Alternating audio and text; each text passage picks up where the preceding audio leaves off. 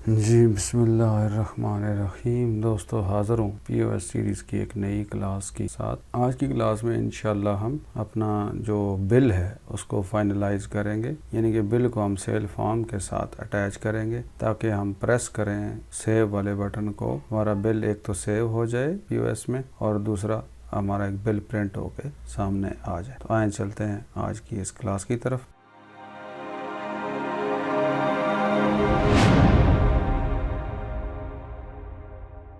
तो दोस्तों यहाँ पे हमने एक बिल बनाया था पिछली क्लास में, ये मैं आपको क्लिक करके बताता हूँ। ये मेरा प्रिंट प्रीव्यू में हम अगर ये खोलते हैं तो यहाँ पे देखें ये बिल था। तो ये बिल हमने प्रिंट किया था, इसको सारा डिज़ाइन किया था कि किस तरीके से उसका हेडर आएगा। ये उसका हेडर है, यहाँ पे ये उसकी डिटेल है और नीचे उसका फुटर है टोटल। अब ये बिल गलत आ रहा है। फ़िलहाल गलत किस लिए आ रहा है कि ये दो बिलों की डिटेल हैं। यहाँ पे पहले 3 आइटम एक बिल की हैं और आखिरी 3 आइटम दूसरे बिल की हैं, लेकिन ये सिर्फ हमने डिज़ाइन किया था और यहाँ तक हम पहुँचे थे।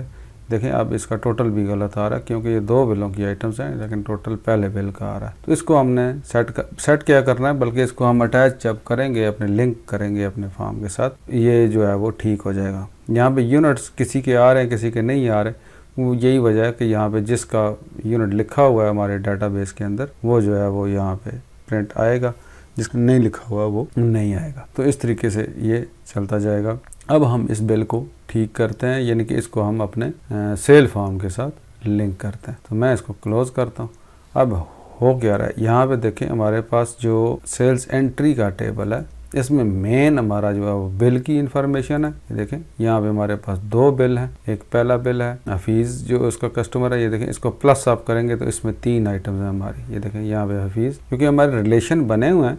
अगर रिलेशन बने हो तो यहीं पे भी आप यहाँ पे ये चीज़ें देख सकते हैं कि ये मेन रिकॉर्ड है और उसके 3 डिटेल रिकॉर्ड है। अब ये आपका मेन रिकॉर्ड यहाँ पे बिल है और इसमें 3 आइटम्स हैं। यहाँ पे आइटम ID आ रही है, लेकिन हम क्यूरी में जो है उसका नाम उठा रहे हैं, लेकिन यहाँ पे आपको क्योंकि टेबल में ये जो सेव हो रहा है डाटा, इसलिए यहाँ पे ये 3 आइटम्स इसके हैं। इसी तरह ये SCID नंबर 2 है, इसको आप क्लिक करेंगे, ये देखें ये 3 आइटम्स इस बिल के हैं। तो ये अलग अलग हैं। तो यहाँ पे हमने मेन जो है वो ये उठाया था, उसके बाद उसकी डिटेल आप देखें, आप क्यूरी जब लेंगे तो यहाँ पे देखें बिल नंबर 1 के 3 रिकॉर्ड हैं, बिल नंबर 2 के भी 3 है, क्योंकि इन दोनों में 3 आइटम्स जो है वो मौजूद हैं। ये सारी यहाँ पे हमने काउंटर सेल का आगे स्ट्रीट सिटी नहीं है, इसलिए ये खाली आ रहा है। यहाँ पे ये अब यहाँ पे ये सारा पिछली क्लास में हम कर चुके हैं। ये हमने ये चीज़ें SCID, sales date, customer, sales type, ये हमने हेडर में डाली थी। Total bill, discount, final, cash paid और बैलेंस ये हमने फुटर में डाली थी। और बाकी जो आगे वाली है ये देखें ये सारी अलग अलग आइटम्स हैं। ये सारी की सारी हमारे डिटेल सेक्शन में आई थी। अब आप अगर उसको देखें बिल को, तो बिल के अंदर भी इसी तरीके से है। इसको मैं प्रिंट प्रीव्यू में खोलता हूँ और यहाँ पे भी देखें ये सारी 6, लेकिन यहाँ पे गलती ये आ रही है कि एक बिल के अंदर ही ये 6 की 6 आइटम्स, क्योंकि इसको हमने अभी ग्रुप नहीं किया है। ग्रुप आप कर सकते हैं, ग्रुपिंग के थ्रू लगा सकते हैं, लेकिन हम ग्रुप नहीं करेंगे। सिंपल हम डाटा इतना उठाएंगे जितना हमें ज़रूरत होगी। वो कैसे उठाएंगे उसकी तरफ चलते हैं। मैं यहाँ पे अपना सेल फॉर्म खोलता हूँ। सेल फॉर्म राइट क्लिक किया, डिज़ाइन व्यू में मैंने खोल लिया। यहाँ पे मेरा जो है वो बिल बनेगा और यहाँ पे जो मेरा बटन है ये वाला, यहाँ पे मैं कोड लिखूँगा, क्योंकि इसी को प्रेस करने से हम इधर ही करते हैं सेव एंड प्रिंट। एग्ज़िट की बजाय हम यहाँ पे क्या करते हैं सेव एंड प्रिंट कर देते हैं। यहाँ पे सेव एंड प्रिंट से आ जाएगा प्रिंट बिल, ये खैर अंडरस्टूड है, बिल ही प्रिंट होगा और क्या यहाँ पे प्रिंट होना। तो यहाँ पे इवेंट में हम चले जाते हैं। On click event procedure already लगा हुआ है, क्योंकि ये हमने परचेज बिल को, हमने परचेज फॉर्म को सेव एज करके सेल फॉर्म बनाया था, तो इसमें जो चेक्स थे वो ऑलरेडी लगे हुए हैं। इसको मैं खोलता हूँ, ये देखें यहाँ पे चेक्स लगे हुए हैं। सबसे पहला चेक क्या लगा हुआ है, इफ़ me.customer.listindex-1। ये देखें यहाँ पे जो हमारा, इसको मैं क्लोज करता हूँ और आपको दिखा सारा कुछ आपको समझाता हूँ ताकि कोई एम्बिग्युइटी ना रहे। ये देखें कस्टमर का हमारा कॉम्बो बॉक्स है। अब यहाँ पे क्या चेक हो रहा है, इसको मैं कोड खोलता हूँ। कोड में क्या चेक हो रहा है, इफ़ me.customer.listindex-1। अगर कस्टमर के जो कॉम्बो बॉक्स है उसका लिस्ट इंडेक्स -1 है। लिस्ट इंडेक्स का मतलब होता है कि उसका जो इंडेक्स है -1 मतलब एम्प्टी है। जब हमारा ये कस्टमर वाला टेक्स्ट बॉक्स कॉम्बो बॉक्स ये एम्प्टी है, तो इसको हम कैसे चेक करेंगे? अगर कॉम्बो बॉक्स एम्प्टी हो, एम्प्टी चेक करना हो, इसमें कोई वैल्यू नहीं लिखी हुई, तो उसको हम चेक करते हैं -1 से, लिस्ट इंडेक्स -1, यानी कि इसमें जो हर वैल्यू का एक लिस्ट इंडेक्स होता है। आप इसको खोलेंगे, जो पहली वैल्यू होगी उसका इंडेक्स 0 होगा, सेकंड वैल्यू होगी उसका इंडेक्स 1 होगा, इसी तरह ये चलता जाएगा। और अगर ये खाली हो तो उसका इंडेक्स -1 होता है। तो हम यहाँ पे हम चेक कर लेते हैं, if me dot customer dot list index is equal to -1 then message box please select a customer, और कस्टमर को फोकस कर जाओ। अब यहाँ पे क्या हो रहा है, जैसे ही आप बिल प्रिंट निकालने लगे तो डाटा सेव करना है। डाटा सेव करते हुए पहला हमने चेक लगा दिया कि अगर कस्टमर सिलेक्ट नहीं हुआ, कस्टमर नहीं सिलेक्ट किया गया, तो कस्टमर सिलेक्ट हो जाए। कस्टमर सिलेक्ट किए बगैर वो आगे ना जाए। देखिए आगे एग्जिट सब लिखा हुआ कि इस प्रोसीजर से वो एग्जिट कर जाए, यहाँ से वो एग्जिट कर जाएगा। इसी तरह दूसरा चेक हमने क्या लगाया, me dot sales type dot list index -1। अगर सेल्स टाइप उसने नहीं लिखी, सेल्स टाइप क्रेडिट या कैश, ये अगर उसने नहीं सिलेक्ट की, तो तब भी उसको मैसेज दे please select sales type cash और credit me dot sale type dot set focus, और उसके ऊपर फोकस आ जाए ताकि वो उसको सिलेक्ट करे। तो अगर कस्टमर नहीं लिखा हुआ तब भी वो आगे नहीं जाने देगा आपको, और सेल टाइप नहीं लिखी हुई तब भी वो आपको आगे नहीं जाने देगा। ये 2 कंडीशन हमने चेक कर ली। उसके बाद तीसरी कंडीशन हम क्या चेक करना चाह रहे हैं? तीसरी कंडीशन हम ये चेक करना चाह रहे हैं, इसको मैं फुल स्क्रीन पे करता हूँ। तीसरी कंडीशन में हमने क्या चेक करना कि आपके बिल के अंदर कोई ऐसी आइटम तो मौजूद नहीं है जिसकी 0 सेल प्राइस हो, यानी कि जिसकी सेल प्राइस आपने ना लिखी हुई हो सकता है डाटाबेस में आपकी प्राइस 0 हो, लेकिन आप उसको ये एक चेक लगाया कि 0 सेल प्राइस वाली कोई चीज़ आप बिल में नहीं होनी चाहिए।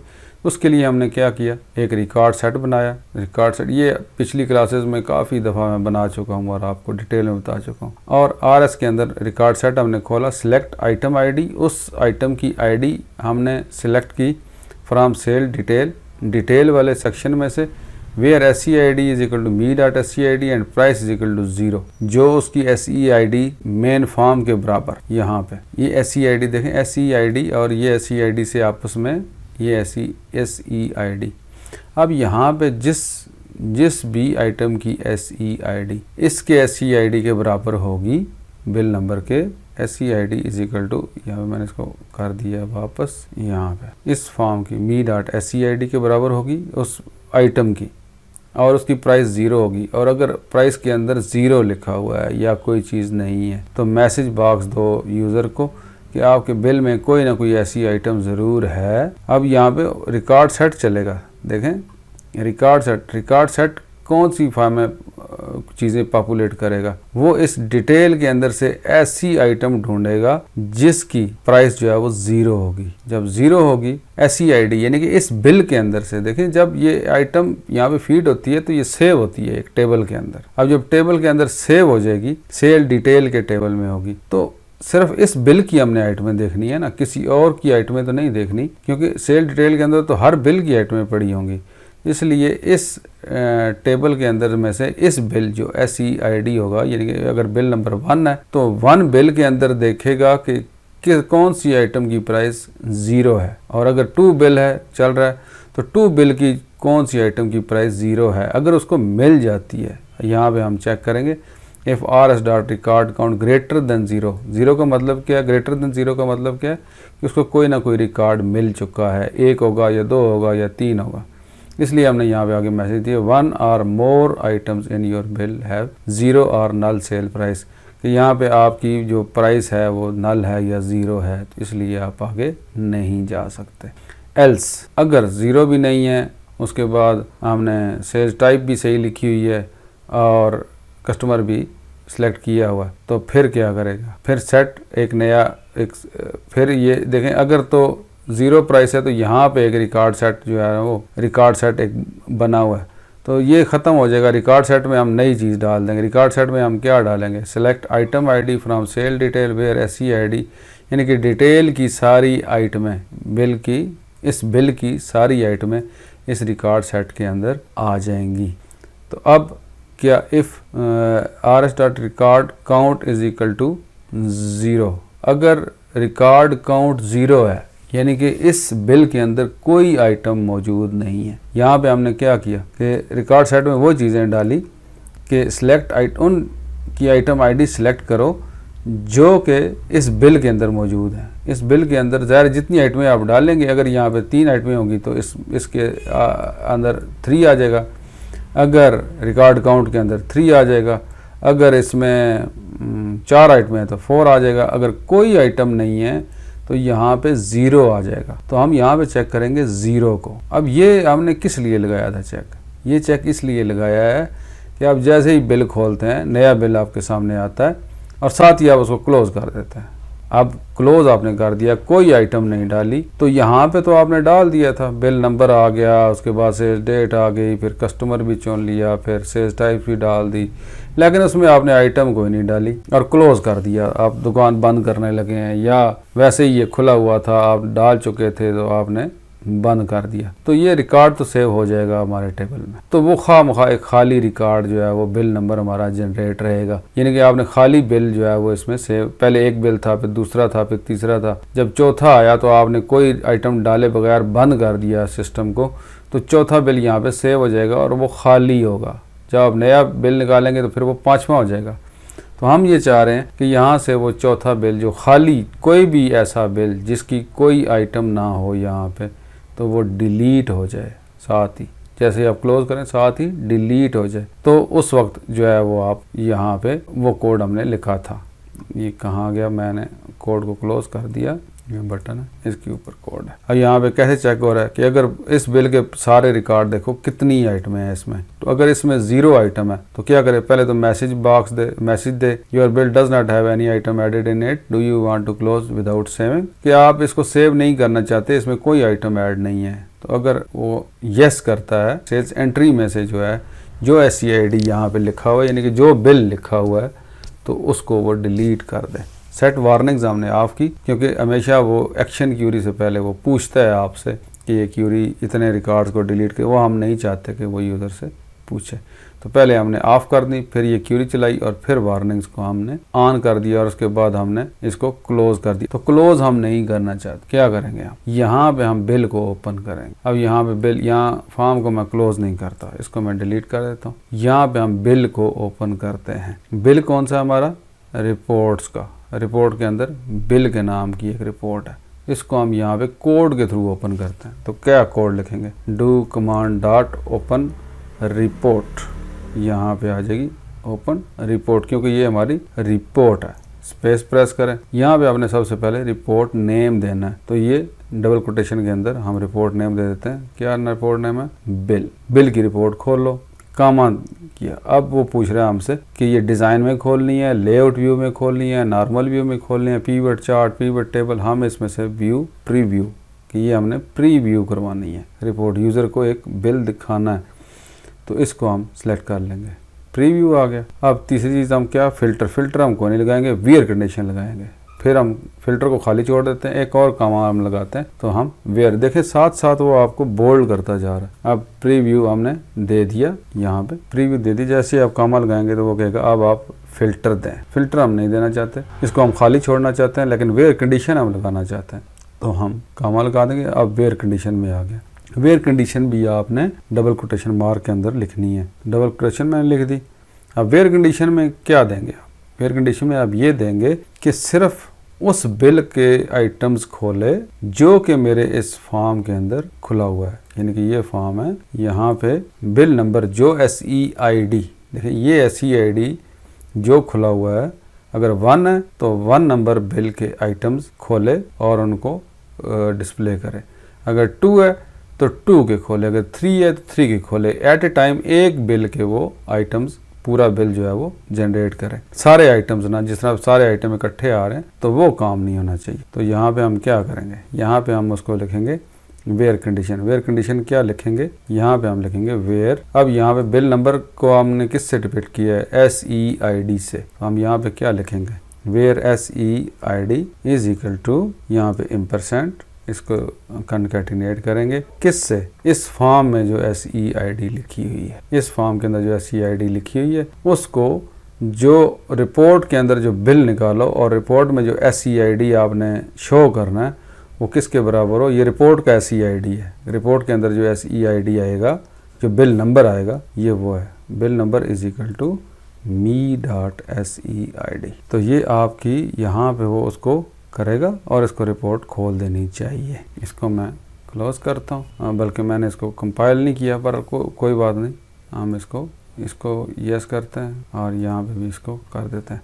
अब मैं सेल फॉर्म खोलता हूँ, ये देखें बिल नंबर 1 है, तो 1 को मैं यहाँ से सेव एंड प्रिंट करता हूँ। वो पहले चेक करेगा कस्टमर ऐड है या नहीं, कैश सेल्स ऐड है या नहीं, और यहाँ पे किसी की प्राइस 0 है या नहीं, तो वो खोल देगा। अब यहाँ पे सारी कंडीशंस फुलफिल हैं, कस्टमर भी लिखा हुआ है, कैश सेल्स भी लिखा हुआ है, क्वांटिटी भी पूरी है, सेल प्राइस भी पूरी है, किसी भी आइटम की सेल प्राइस 0 नहीं है। तो मैं सेव एंड प्रिंट करता हूँ, ये देख अब ये बिल नंबर 1, दिस वन, देखें 3 ही आइटम आए जो इस बिल के अंदर थे। ठीक है, इस बिल का टोटल और सारा मैं यहाँ पे देता हूँ। एक आइटम और ऐड करते हैं, यहाँ पे बेंसन ऐड कर देते हैं, इसकी क्वांटिटी 0 इन स्टोर है। हम यहाँ पे चॉकलेट चिप कर देते हैं, देखिए 1, इसमें हमने ऐड 2 क्वांटिटी कर दी। उसके बाद एग्स कर देते हैं, एग्स भी 2 दर्जन कर देते हैं। ठीक है, 520 बड़े सस्ते हैं भाई। इसको हम अब प्रिंट कर दें। देखें अब मेरे पास 1 2 3 4 5 आइटम्स हैं, और यहाँ पे ये देखें 2000, और यहाँ पे ये थोड़ा सा इसमें 2980 और कैश पेड यहाँ पे हम देखें ये गलत किया हुआ है। अब 3000 उसने हमें पेड कर दिया और 20 रुपये हमारे पास बच गए। डिस्काउंट 20 रुपीज़ दे दिया हमने, डिस्काउंट नहीं देनी, डिस्काउंट 0 कर दें। 3000 बिल उसने दिया और 20 रुपीज़ फाइनल अमाउंट भी 3000, टोटल बिल भी है, और यहाँ पे 3000, एक मिनट ये क्या कर रहा है, total bill 3000, discount 0, final amount this, cash paid भी उसने 3000 दिया और रिटर्न हमारा 0 है। यहाँ पे थोड़ा सा टाइपिंग पर शायद मैं गलत कर रहा था, क्या हो रहा था। और यहाँ पे सेव एंड प्रिंट बिल करते हैं। ये देख यहाँ पे 5 आइटमें आ गई हैं। अब इसी तरह 3000 बिल, 20 रुपये डिस्काउंट, अब डिस्काउंट नहीं आनी चाहिए। यहाँ पे 290, और ये इसको उसने अपडेट नहीं किया है। यहाँ पे कोई मसला हमारा चल रहा है, इसको हम फाइनल करेंगे। जब हम ये करें तो इसको हम अपडेट करेंगे अपने टेबल के अंदर। ये मेरे ख्याल में अपडेट नहीं हो रहा, सेव नहीं हो रहा। इस पे हमें रिकॉर्ड सेव करना चाहिए, तब ये चलेगा। अब मैं ये बिल नंबर 2 खोलता हूँ। ये देखें बिल नंबर 2 मेरे पास आ गया। अब मैं यहाँ पे क्लिक करूँगा, ये देखें यहाँ पे अब बिल नंबर 2 मेरे पास खुला है। बिरियल लादर, एरियल 1 kg, ब्राइट, ये सारा। उसके बाद मैं यहाँ पे जाता हूँ बिल नंबर 3। बिल नंबर 3 को सेव एंड वो करते हैं। अब ये आपसे पूछेगा कस्टमर ऐड करें, कस्टमर ऐड कर दिया, सेल्स टाइप ऐड कर दी, यहाँ पे कैफे 10 कर दिया, एक कोकोमो कर दिया, डिप्लोमेट कर दिया, और यहाँ पे आपने 310 हो गया। 310 को आपने कस्टमर ने आपको 350 दे दिए, 40 rupees balance, save and print निकाला, और ये हमारे पास आ रहा है। अब देखें 240 है, 240 फाइनल अमाउंट है, कैश पेड। ये हमारा जो है ना वो सेव नहीं हो रहा, ये नेक्स्ट हम इंशाल्लाह ये करेंगे। लेकिन अब देखें प्रिंट निकाला तो हमें थोड़ा सा आइडिया हुआ कि ये हमारा टेबल के अंदर किस तरीके से सेव हो रहा है। यहाँ पे हमारा नहीं आ रहा, इसको मैं क्लोज करता हूँ, इसको भी क्लोज करता हूँ। टेबल में हम जाते हैं, कहाँ पे हमारा page, sales entry table, sales entry table, cash paid 350 और -40, ये तो ठीक आ रहा है। हमारा बिल के अंदर कोई मसला है, इसको चेक कर लेते हैं। एक चीज़ जो मेरे जहन में आ रही है, शायद वही मेरा मसला हो, तो इसको मैं क्लोज करता हूँ। इसको मैं डिज़ाइन व्यू में खोलता हूँ और यहाँ पे मैं जाता हूँ, save and exit this one. तो यहाँ पे हम एक दफ़ा अपने रिकॉर्ड को सेव कर लेते हैं। आई थिंक जब हम टाइप कर रहे होते हैं और वो हम बिल खोलते हैं, तो मेरे ख्याल में यहाँ पे किसी जगह भी बोर्ड नहीं है कि उसको सेव हमने फॉर्म को किया हो। तो यहाँ पे रिपोर्ट खोलने से पहले हम यहाँ पे डू कमांड, ये चले मैं आपको ये भी बताऊं कि यहाँ पे अगर मैनुअली आपने किसी भी टाइम पे VBA कोड के थ्रू फॉर्म को सेव करना है, यानी कि फॉर्म के अंदर जो डाटा लिखा हुआ है वो टेबल में सेव करना है कि फॉर्म, अब अमूमन क्या होता है एक्सेस में कि जब आप फॉर्म को क्लोज करते हैं तो आपका डाटा जो है वो आपके टेबल में सेव होता है। लेकिन आप चाहते हैं कि आप बटन के थ्रू फॉर्म के बटन बनाओ, आप उसको क्लिक करें और आपका डाटा सेव हो जाए बगैर क्लोज किए हुए। तो यहाँ पे क्या कमांड आप यूज़ करेंगे, डू CMD डॉट, यहाँ पे होता है do command dot run command और इधर ACCMD, और यहाँ पे होता है save record, I think save record, yes. ये आपका एक कमांड होती है, जब ये रन करेगी, ये वाली कमांड रन करेगी, ये किसी भी बटन पे आप ये कमांड लिख देंगे अब क्या होगा, यहाँ पे वो कस्टमर चेक करेगा, सेल टाइप चेक करेगा, कुछ ज़ीरो बिल ज़ीरो प्राइस वाली आइटम चेक करेगा, अगर कोई आइटम नहीं है तब भी वो चेक करेगा। उसके बाद क्या करेगा, अगर ये सब कुछ ठीक है तो क्या करेगा, जो डाटा आपके फॉर्म में है वो सारे का सारा टेबल्स में सेव कर देगा, क्योंकि ये जो रिपोर्ट बनी हुई है टेबल के थ्रू क्यूरीज के अंदर से डाटा उठा रही है, यानी कि टेबल के अंदर से हमने डाटा क्यूरी में उठाया और क्यूरी से हम रिपोर्ट प्रिंट कर रहे हैं। अगर रिकॉर्ड सेव नहीं हुआ, डाटा सेव नहीं हुआ तो ये सही डाटा नहीं उठाएगा। मुझे यही प्रॉब्लम लग रहा है। ये मैंने सेव किया, इसको मैंने यहाँ पे डीबग और कंपाइल करते हैं, इसको क्लोज करते हैं और यहाँ पे मैं चलाता हूँ। अब देखें जो मेरा नया फॉर्म था वो नहीं सेव हो रहा था। ये देखें तीन हो गए, चौथा मैं नया बनाता हूँ। यहाँ पे मैं काउंटर सेल ही चुन लेता हूँ और यहाँ पे मैं उसको कैश सेल चुनता हूँ और यहाँ पे मैं इसको डाल देता हूँ जनाब कैप्स्टन, एक डाल दी, उसके बाद डिप्लोमेट डाल दी, डन हिल तो है ही नहीं हमारे, ठीक है। एक्सप्रेस पावर 1 kg डाल दिया, बल्कि ये 2 कर देते हैं, ये भी 2 कर देते हैं। ये हमारे पास आ गया 470। कैश पेड उसने किया मेरे पास 530 रुपीज़ मेरे पास जो है वो बच गए, 30 मैंने उसको वापस करने हैं और सेव एंड प्रिंट किया। हाँ देखें अब इसने सही सेव किया है। अब दरमियान में ही मैं इसको डिस्काउंट देके चेक करता हूँ। यहाँ पे फ़र्क है, मैंने इसको 20 रुपये डिस्काउंट दे दी, 450 आ गया, 500 दिया इसने, यहाँ पे 500 मैंने लिखा, 50 रुपये जो है वो माइनस है। अब देखते हैं वो अपडेट करता है या नहीं। देखें अब अपडेट हो गया साथ ही, क्योंकि वो डाटा सेव नहीं हो रहा था तो वो अब डाटा सेव हुआ है तो उसने सही देखें 470 बिल था, 20 रुपीज़ डिस्काउंट थी, फाइनल अमाउंट 450 बनी और उसके बाद कैश पेड जो है वो 500 एंड बैलेंस 50 रुपये। ये सारा आपके पास एक बिल जो है वो प्रिंट होके आ गया। अब कोई भी बिल, आप नया बिल प्रिंट करें, पुराना बिल देखें, अब ये तीसरा है, चौथा है, दूसरा है तो सेव एंड प्रिंट करेंगे तो ये आ जाएगा। अब ये बिल एज इट इज़ जो है वो हमारे डेटाबेस में भी सेव होते जा रहे हैं। वहाँ पे हम बिल की लिस्ट की एंट्री बनाएंगे और उस पर क्लिक करेंगे तो यही फॉर्म हम खोल देंगे, जो बिल नंबर वहाँ पे देंगे हम वो बिल इस फॉर्म में खुल जाएगा, उसको हम अमेंड करेंगे और वापस क्लोज़ कर देंगे। वहाँ से भी हम बिल खोल सकते हैं अगर हम अमेंड, ये खैर अगली क्लासेस में इंशाल्लाह हम करेंगे कि बिल्स की हमारे पास लिस्ट आए, उसको हम सॉर्ट कर सकें आइटम अपना डेट वाइज और उस पर जिस बिल पे हम क्लिक करें वो बिल हमारा इस फॉर्म के अंदर खुल जाए। तो आज हमने ये किया कि हमने बिल जो है वो अपना प्रिंट कर लिया है, पूरा बिल, जिस बिल के अंदर हम आइटम्स डाल रहे हैं उसको हम क्लिक करेंगे या एंटर, यहाँ पे हम एंटर प्रेस करें तब भी बिल खुल जाए, वो भी हम कर लेंगे किसी टाइम मिला तो यहाँ पे हम सेव एंड प्रिंट पे क्लिक करते हैं तो उसी चीज़ का हमें बिल मिलता है और यहाँ पे कंट्रोल P हम करेंगे। यहाँ पे देखें मैंने कंट्रोल P किया, यहाँ से आप प्रिंट कर सकते हैं। यहाँ पे मेरे पास तो खैर प्रिंटर है ही नहीं। यहाँ पे आप अगर थर्मल प्रिंटर लगाते हैं या कोई भी लगाते हैं, A4 साइज़ का बिल बनाना चाहते हैं, उसमें आप शिपिंग एड्रेस एवरीथिंग अच्छा सा बिल बनाना चाहें तो आप बना सकते हैं। आप देखें मेन जो हेडर में आप जो चीज़ डालेंगे आप डाल सकते हैं, उसको फॉर्मेट कर सकते हैं और इस तरीके से आप उसको लिंक कर सकते हैं। उम्मीद है दोस्तों क्लासेस आपको पसंद आ रही होंगी।